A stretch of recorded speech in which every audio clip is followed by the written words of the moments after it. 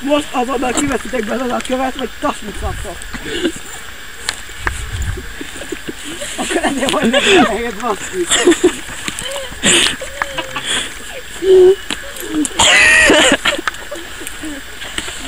Nem az újságja nehéz?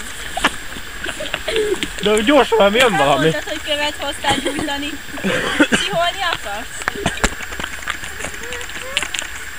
Elvetek ki a jobbos picsába. Valaki nem tud újságba rakni?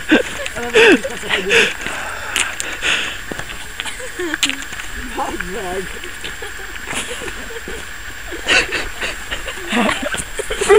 Majd én! Véged! Minek megyünk át, azt sem értem. Én mindjárt indult a tós.